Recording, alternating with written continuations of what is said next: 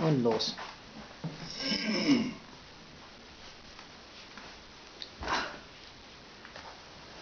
Hello, Levi. This is your second birthday. You are now 2 years old. And this is your grandfather in Berlin, a long ways away. And I'm going to read you a few little poems from a book that grandmother, Rachel's grandmother, your mother's grandmother, used to read to all of her sons and to me and to Rachel when she was a little girl.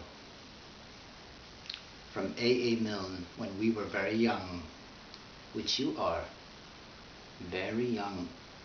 This first poem is Puppy and I. I met a man as I went walking. We got talking, man and I. Where are you going to, man? I said to the man as he went by. Down to the village to get some bread. Will you come with me? No, not I.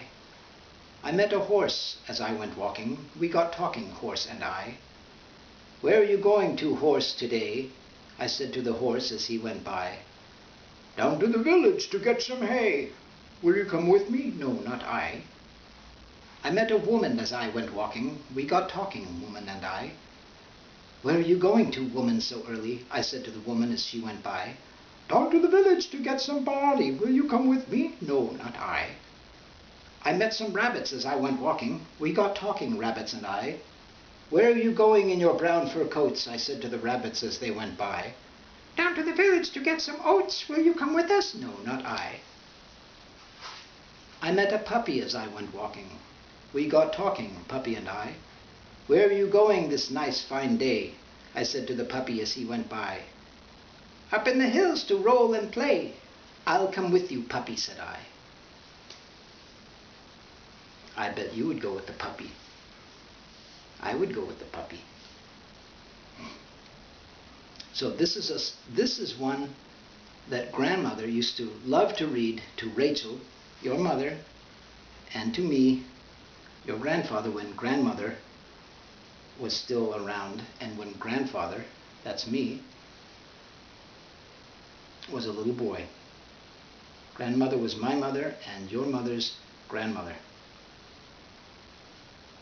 And she used to read this, and now I am your grandfather and I'm going to read this to you. James Morrison, this is called Disobedience. James Morrison, Weatherby George Dupree, took great care of his mother, though he was only 3. James said to his mother, Mother, said he, you must never go down to the end of the town if you don't go down with me. James Morrison's mother put on a golden gown. James Morrison's mother drove to the end of the town. James Morrison's mother said to herself, said she, I can get right down to the end of the town and be back in time for tea. King John put up a notice, lost or stolen or strayed. James Morrison's mother seems to have been mislaid. Last seen wandering vaguely, quite of her own accord, she tried to get down to the end of the town, 40 shillings reward. James Morrison, commonly known as Jim, told his other relations not to go blaming him. James said to his mother, Mother, he said he, you must never go down to the end of the town without consulting me. James Morrison's mother hasn't been heard of since. King John said he was sorry, so did the Queen and the Prince. King John, somebody told me, said to a man he knew, if people go down to the end of the town, well, what can anyone do? Now then, very softly, J.M.W.G. Dupree took great care of his M, though he was only 3. J. said to his said he, you must never go down to the end of the town if you don't go down with me. Silly poems. Here's the last one. This is the King's breakfast. The King asked the Queen, and the Queen asked the dairymaid, could we have some butter for the royal slice of bread? The Queen asked the dairymaid. The dairymaid said, certainly. I'll go and tell the cow now before she goes to bed. The dairymaid, she curtsied and went and told the Alderney, that's the cow, don't forget the butter for the royal slice of bread. The Alderney said sleepily, "You'd better tell His Majesty that many people nowadays like marmalade instead."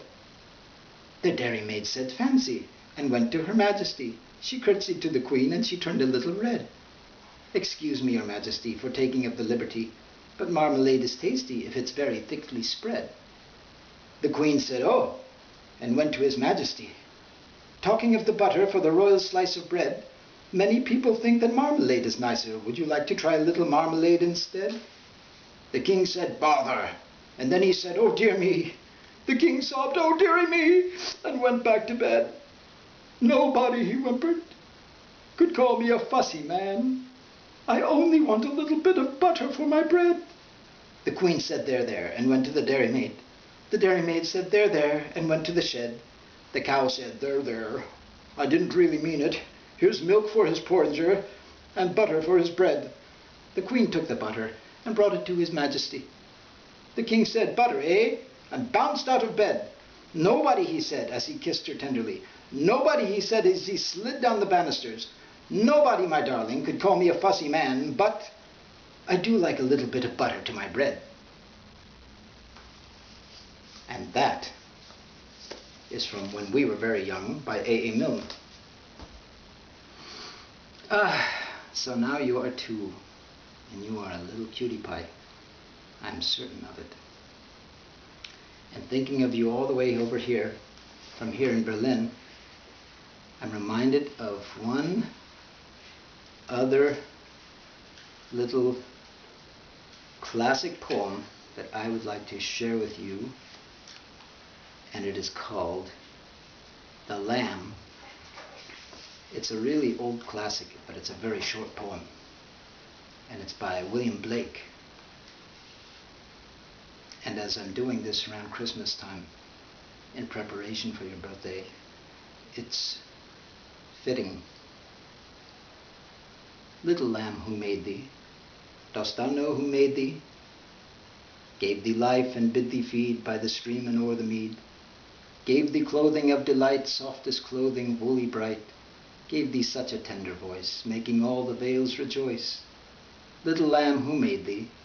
Dost thou know who made thee? Little lamb, I'll tell thee. Little lamb, I'll tell thee. He is called by thy name, for he calls himself a lamb. He is meek and he is mild, and he became a little child. I a child, and thou a lamb, we are called by his name. Little lamb, God bless thee. Little lamb, God bless thee.